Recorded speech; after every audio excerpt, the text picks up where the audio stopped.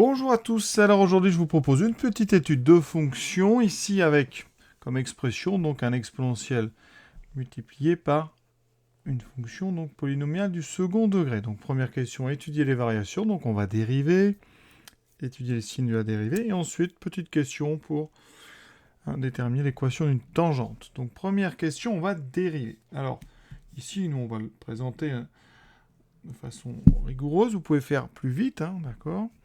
La fonction f, donc c'est un produit de deux fonctions. On va écrire tout de suite, f de x. Donc vous avez tout de suite vu que c'est u de x fois v de x, avec u de x qui est donc x2 moins 4x plus 1. v de x, c'est exponentielle moins 2x plus 1. Alors on a appris à dériver tout ça, les polynômes, ça. C'est simple, donc x2 ça fait 2x moins 4 pour le 4x. Et v', c'est exponentielle de u. Alors je rappelle la formule que maintenant on doit connaître. Alors, soit la formule générale exponentielle de u, c'est u' de u, donc on dérive ce qu'il y a dedans, ou alors la formule que vous avez vue donc normalement en première. Si on a une fonction g d'expression exponentielle ax plus b, eh bien sa dérivée, c'est a fois exponentielle ax plus b. C'est un cas particulier en fait de la formule générale que je viens d'énoncer ici. Donc nous, v', on va dériver notre exponentielle, moins 2x.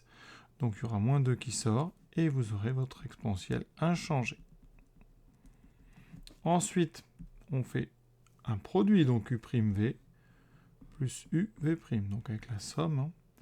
Ça me donne tout de suite f' de x, qui est donc 2x moins 4, multiplié par exponentielle moins 2x plus 1, plus x2, donc moins 4x plus 1, multiplié par moins 2 exponentielle moins 2x plus 1. Alors un conseil, vous pouvez tout de suite ici donc rajouter une parenthèse, d'accord, on ferait moins 2. Celle-là ici ne sert à rien, je vais en mettre une pour... Voilà.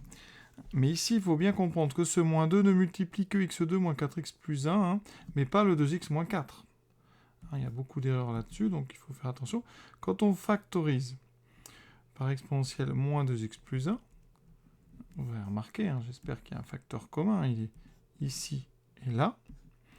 Eh bien, qu'est-ce qu'on a? On aura 2x moins 4, plus x2 moins 4x plus 1, et là on fait très attention, parce que ça va être multiplié par moins 2. Donc on va développer, et je vais le faire dessous, donc on aura exponentielle moins 2x plus 1, multiplié par, doucement, 2x moins 4, moins 2 x2, moins 4 fois moins 2, plus 8. Donc plus 8x, moins 2. Donc, l'exponentielle, je vais mettre à la fin. Alors, j'ai moins 2x2. 2 et 8, ça fait 10. Donc, plus 10x, moins 6. Exponentielle, moins 2x plus 1. Voilà notre dérivée. Alors, maintenant, il va falloir trouver le signe. Alors, première remarque, l'exponentielle, on sait que quel que soit x, notre exponentielle est strictement positive. Donc, f' est du signe de notre trinôme ici. Mais attention, vous voyez, petite astuce, vous pouvez factoriser par 2. Donc 2, c'est un nombre positif. Et vous aurez moins x2 plus 5x moins 3. Et toujours notre exponentielle. Donc ça veut dire que f' est du signe de moins x2 plus 5x moins 3. Factoriser, c'est très important, ça vous diminue la taille des coefficients, donc ça fait des calculs plus simples derrière. Ça ne change pas le signe parce que 2 est positif, d'accord? Donc ici, notre trinôme. Alors on a a égale moins 1, b égale 5, c égale moins 3. Notre delta, ne réécrivez pas la formule, ça ne sert à rien. Par contre, première ligne, on remplace sans calculer. Et on calcule ensuite 25, moins, ça fait moins, moins 12, ça fait 13. Donc c'est positif, il y a deux racines. x1 moins b, moins racine de 13 sur 2a, donc sur moins 2. Tout de suite, on a beaucoup de moins, on simplifie, on multiplie tout en haut et en bas par moins 1, ça fera 5, plus racine de 13 sur 2. x2, alors je vais l'écrire à côté, ça fera donc 5, moins racine de 13 sur 2. Une fois qu'on est là, on va prendre la calculatrice, vérifier nos solutions. Et on donnera comme ça une valeur rapprochée de chacune. Pour ça, vous allez dans, si c'est une casio que vous avez dans le menu équation, vous allez donc dans polynôme, voilà, vous mettez degré 2, vous donnez les coefficients, on a dit donc moins 1, 5, moins 3. Les solutions, donc 5 plus racine de 13 sur 2, c'est parfait. 5 moins racine de 13 sur 2, voilà. On a nos deux valeurs rapprochées, 4,3 et 0,7, donc je les mets. Attention, un A est négatif, donc x1 est plus grand que x2, donc c'est x1 qui vaut 4,3 et x2 qui vaut à peu près 0,7. Notre tableau, on vient de dire A est négatif, hein. Donc comme x2 est plus petit que x1, on va être comme ça pour f'. Et comme A est négatif, attention, c'est du signe de A à l'extérieur, donc des moins à l'extérieur, plus. Donc les variations de f en fonction de x, c'est décroissant, croissant, décroissant. On va prendre la calculatrice pour donner ici hein, le maximum local qu'on a ici et le minimum local qu'on a là. Alors sur une casio, on va dans menu, on rentre notre fonction, on trace. Ici, on a juste la fenêtre, donc nous, on doit être entre moins 1 et il nous faut moins 4,3, donc moins 1 et 5, voilà. Ici, alors on ne voit pas parce que ça tend très vite vers 0, donc vous allez dans Gsolve, vous mettez maximum. Donc le maximum, vous voyez, en 4,3, c'est à peu près donc 1,1 exposant moins 3, donc 0,001, je le note. Donc ici, on va mettre à peu près. Voilà. Et ensuite, vous revenez. Donc ici, Gsolve, je mets minimum. Voilà. Et en 0,69, c'est-à-dire notre 0,7, on aura un minimum à moins 0,88. Moins 0. Voilà, notre tableau de variation est terminé. Avec GeoGebra, voilà ce que ça donne ici. Hein. Vous voyez le maximum ici, il est difficile à trouver. Eh bien c'est pareil sur GeoGebra. Vous allez taper max. Ici vous mettez fonction. Vous voulez le maximum entre 0 par exemple et 100.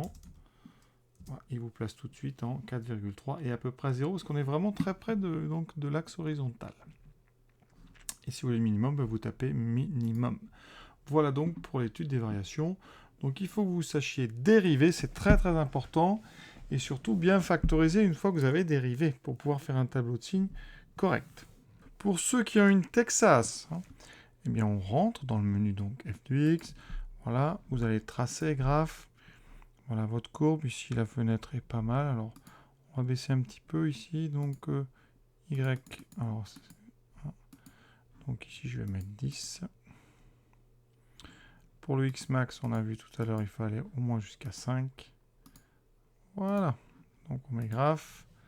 Donc voilà notre courbe. Alors si vous voulez le maximum, c'est au même endroit que sur une casio. Ça s'appelle calcul. Donc vous faites seconde calcul. Vous mettez par exemple minimum. Voilà.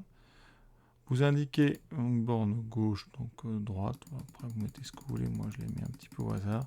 J'encadre juste mon minimum.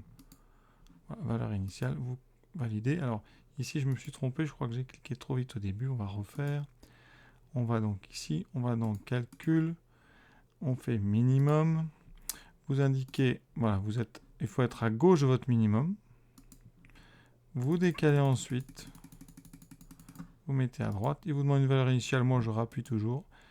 Et ça va aller chercher, vous voyez, le minimum en moins. Enfin, donc, c'est moins 0,878. C'est ce qu'on avait trouvé avec la Casio. Ici, pour le maximum, vous faites pareil. Sauf que aussi, vous utilisez maximum.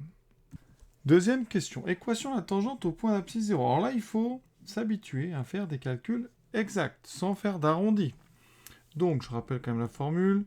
La tangente au point d'abscisse 0 aura pour équation réduite y égale f' de 0 multiplié par x moins 0 plus f de 0. Donc, vous voyez, j'ai besoin de f de 0 et f' de 0.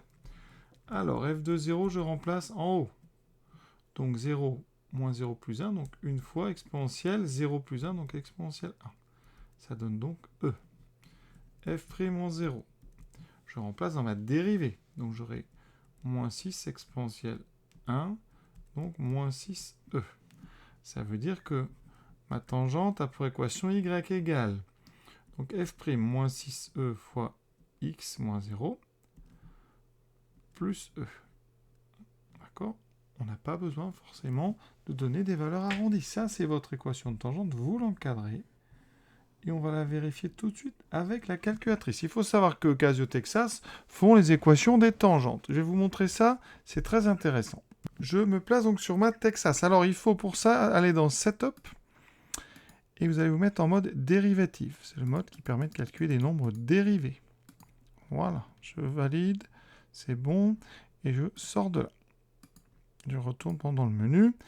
Et alors, petite remarque, ici, ça veut dire que si vous allez dans Table, regardez, vous aurez une colonne en plus. La colonne qui donne les nombres dérivés. Ça peut servir, hein. Vous voyez, par exemple, ici, f' de 0, ça m'annonce moins 16,3, c'est effectivement moins 6 fois E.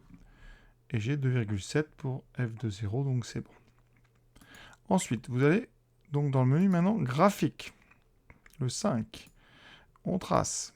Je veux la tangente en 0, donc, et là il faut le savoir parce que ça ne s'invente pas, vous allez dans Sketch, ça veut dire dessiner. Voilà. Et vous avez ici tangente. Vous appuyez donc sur tangente. Vous indiquez 0, vous mettez 0. Je veux la tangente en 0, je valide. Je rappuie une deuxième fois, ça faut le savoir. Et l'équation s'écrit évidemment en valeur approchée. Moins 16,3 x plus 2,718, etc. Vous voyez, c'est très pratique. On regarde sur Casio tout de suite. Plutôt sur Texas. Voilà, on avait rempli notre expression. Eh bien, vous allez aller... Alors, on est dans graphe, vous voyez. Hop, vous êtes dans graphe, voilà. Et vous voulez la tangente en 0. Eh bien, vous allez aller, et c'est pareil, ça ne s'invente pas, vous allez dans dessin. Donc, seconde ici, dessin. Et vous allez tangente. Vous appuyez sur 5. Vous indiquez la valeur 0 et vous validez.